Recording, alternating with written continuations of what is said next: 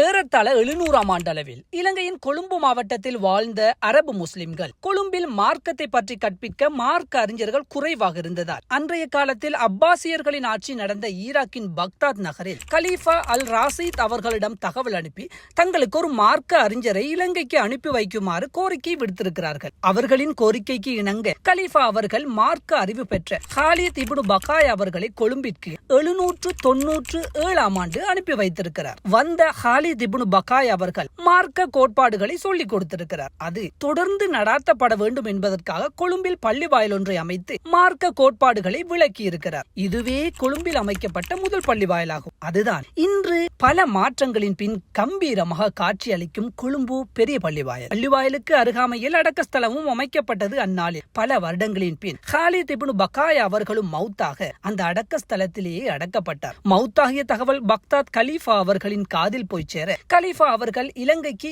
இன்னொருவரை அனுப்பி மௌத்தாகியவரின் நினைவாக அடக்கப்பட்ட கொழும்பு பெரிய பள்ளிவாயலின் அடக்கஸ்தலத்தில் கல்வெட்டு ஒன்றையும் உருவாக்கியிருந்தார். அந்த கல்வெட்டு ஏறத்தாழ 800 வருடங்கள் அங்கேயே இருந்தது. பின்னாளில் இலங்கையை டச்சுக்காரர்கள் ஆட்சி செய்த 1600ஆம் ஆண்டுகளில் இலங்கை முஸ்லிம்களின் வர்த்தகம் மற்றும் மதம் மீது கொண்ட வெறுப்பினால் முஸ்லிம்களின் அடையாளங்களை அழிக்கும் நோக்கில் பல இடங்களை இல்லாமலாக்கினர். அந்த நேரத்தில் இந்த கல்வெட்டும் நீக்கப்பட்டு அன்றைய கொழும்பின் டச்சு ஆளுநர் வசித்த மாளிகையின் படிக்கட்டு கல்லாக இந்த கல்வெட்டை வைத்தனர். பின்னாளில் இலங்கை தேசிய நூதன சாலைக்கு மாற்றப்பட்டு இன்றும் அந்த நூதன சாலையில் காட்சிக்கு வைக்கப்பட்டிருக்கிறது அந்த கல்வெட்டு. கொஞ்சம் யோசித்து பார்த்தீர்களா? சிறுபான்மையாக ஒரு நாட்டில் வாழும் சமூகம் அந்த நாட்டின் ஆட்சியாளர்களிடம் எதிர்பார்ப்பது 3 முக்கியமான விடயங்களை. ஒன்று, தாங்கள் விரும்பிய மதத்தை தான் பின்பற்ற போதுமான சுதந்திரம் இருப்பது. இரண்டாவது, விரும்பிய மதத்தின் வணக்க வழிபாடுகளை சுதந்திரமாக செய்வது. மூன்றாவது, பின்பற்றும் மதத்தை வைத்து